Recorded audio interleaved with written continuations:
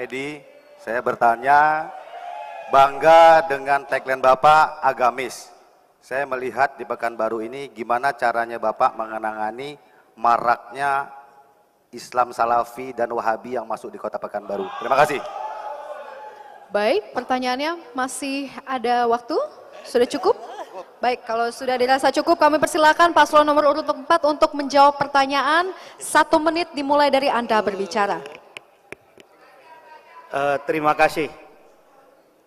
Kita sampai saat ini tidak ada larangan secara khusus dari pemerintah.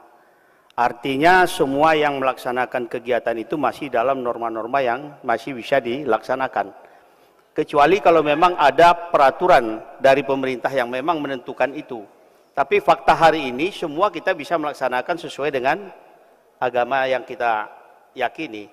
Adapun masalah yang mereka punya aliran masing-masing itu, ini kan permasalahan antara kita dengan mereka, bagaimana. Tetapi tidak ada yang memaksa kita untuk melarang mereka ataupun menghentikan kegiatan-kegiatan seperti itu. Saya kira demikian. Masih ada waktu? Kita kan punya MUI, artinya MUI juga punya peran untuk bagaimana aliran-aliran ini juga bisa, sepanjang dia ahlul sunnah wal jamaah itu tidak ada persoalan. Baik. Tapi ketika menyimpang ini yang waktu habis. Terima kasih. Kami persilakan paslon nomor urut 3 untuk memberikan tanggapan selama 1 menit dimulai dari Anda berbicara. Berarti pasangan calon nomor urut 4 menyetujui adanya aliran intoleran di Kota Pekanbaru ajaran Salafi. Begitu, Pak? kami tidak menyatakan. Mohon izin. Sudah pertanyaannya? Belum, Pak. Sabar dulu, Pak. Silakan dilanjut. Ya. Berarti kalau dari jawaban Bapak tadi, Bapak berkonsep agamis, tapi bukan konsep agamis yang diatur oleh Pancasila, Pak. Karena apa? Berarti Bapak menyetujui adanya aliran intoleran di Kota Pekanbaru. Karena kita ketahui ajaran intoleran itu tidak boleh di Kota Pekanbaru, Pak. Mohon tenang. Yang intoleran. Mohon izin Pak, sebelum pertanyaan masih bisa dilanjut terlebih dahulu atau sudah cukup? Masih lanjut, Bu. Silakan. Bapak ini terburu-buru dia. Tidak usah terburu-buru, Pak. Pertama, hari ini maraknya ajaran intoleran itu kan radikal, Pak. Bapak sebagai calon wali kota. Mohon maaf, waktu habis. Dan kami persilakan paslon nomor urut 4 untuk memberikan tanggapan selama 1 menit. Kami silakan. Aliran-aliran yang dikatakan intoleran itu aliran yang seperti apa? Ini kan harusnya kan jelas. Apa kriteria yang dikatakan aliran intoleran? Coba dulu dijelaskan kepada kami apa yang dimaksud dengan intoleran tadi. Karena selama ini kita melihat MUI juga yang melaksanakan peran itu tidak pernah menganggap itu sesuatu yang dilarang. Jadi artinya kalau kita bisa mengatakan bahwa itu intoleran itu harusnya bisa dijelaskan di mana, sehingga mereka memang kalau memang seperti itu ya harusnya pemerintah mengambil langkah. Tapi kan selama ini kan tidak. Artinya apa yang dikatakan bahwa intoleran itu kan penilaian dari Bu Ida, penilaian. Apakah betul dikatakan Salafi itu intoleran? Ini pertanyaan saya. Terima kasih. Baik, mohon tenang. Sudah cukup? Sudah cukup? Baik. Baik, sekarang kami persilakan paslon nomor urut 3 untuk memberikan pertanyaan kepada paslon nomor urut 5. Wahabi ini istilah, ya Allah, ini fitnah teman-teman sekalian. Ini fitnah. Dari mana istilah Wahabi ini? Dari mana istilah Salafi ini? Ini fitnah. Setiap sebagian teman-teman kita yang berpegang pada sunnah Nabi SAW sering mengatakan kita kembali kepada pemahaman salaf. Pemahaman salaf maksudnya sahabat. Salaf itu orang terdahulu. Dikatakan pesantren salafiyah, pesantren yang dulu, tradisional, gitu kan. Jadi itu pemahaman kembali kepada salaful ummah. Hanya itu. Begitu dikatakan kembali kepada salaf, sahabat, oh ini kelompok salafi namanya. Nisbatkan. Dari mana ini penisbatan ini, gitu kan? Kemudian Wahabi. Apa Wahabi ini? Dari mana istilah ini?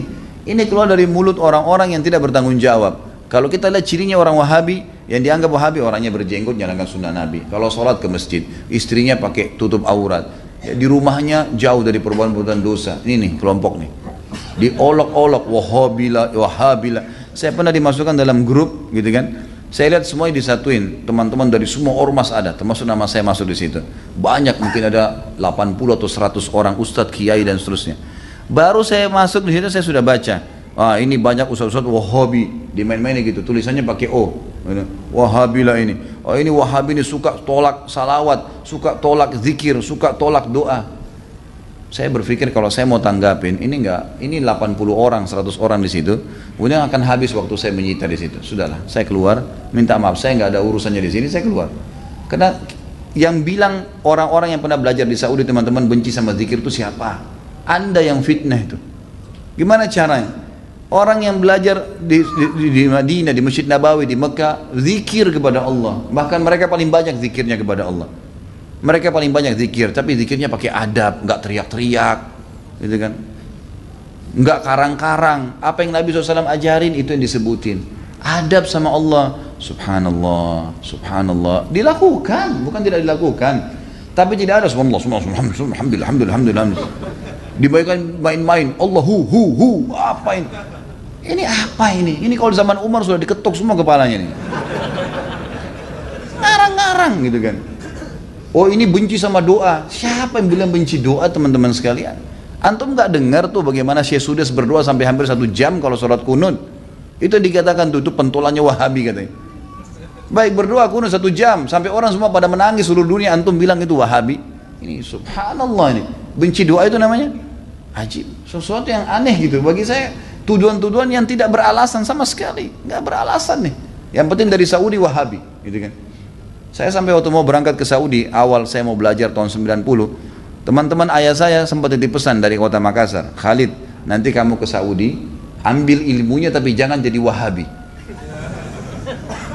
Baik, saya berangkat 6 bulan pertama, teman-teman sekalian, semua guru yang masuk saya ketakutan lihat. Ini Wahabi nih.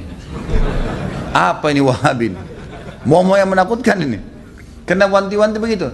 Lama-lama setelah guru masuk, setiap guru masuk di Madinah, wallahi saya bersumpah atas nama Allah, teman-teman sekalian, tidak pernah ada sebutan nama Wahabi.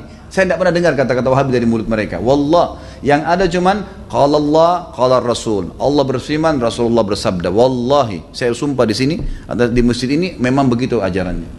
Begitu ajarannya, qala Allah, qala Rasul. Qala Allah, qala Rasul, selalu. Atau diikuti dengan penjelasan Ibnu Abbas, sahabat, Ibnu Umar, sahabat. Nih pemahamannya mereka, ini pemahamannya sahabat tentang ayat ini, tentang hadis ini. Itu yang kita pelajarin. Dan kalau ada masalah fikih didatangkan 4 madhab semua. Imam Syafi'i bilang begini, ini dalilnya. Imam Ahmad bilang begini, ini dalilnya. Imam Malik bilang begini, Abu Hanifah begini, dalilnya. Jelas, semuanya begitu. Setelah 6 bulan saya berpikir, kok saya harus takut dengan orang-orang seperti ini ilmu semua disampaikan, gitu kan? Ilmu semua. Dan bagaimana mempertemukan antara ambil ilmunya, jangan jadi Wahabi. Bagaimana memahami? Saya nggak nyambung gitu. Gimana caranya? Gitu. Teman-teman sekalian, saya kasih jawaban secara akal sehat. Rasulullah SAW lahir di mana? Di Mekah. Ya, 13 tahun fase turunnya ayat-ayat Makkiyah di mana? Di Mekah. Baik, setelah itu Nabi SAW hijrah ke Madinah. Berapa tahun Nabi di Madinah? 10 tahun. Sampai meninggal kan? Kuburannya ada di sana. Demi Allah, Mekah sama Madinah markas Islam. Ada orang mengatakan itu markas Wahabi, markas ini tempat Nabimu lahir dan mati. Kok gimana sih?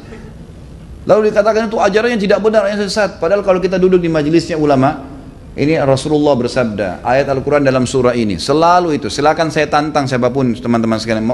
Bukan tantang. Saya ajak anda kalau lagi umrah, yang mengatakan Wahabi, tolong anda datang ke Masjid Nabawi, Masjid Haram Mekah, duduk di majelisnya salah satu ulama situ. Coba dengarin apa yang mereka bilang. Coba jangan, atau mau bertanya silakan.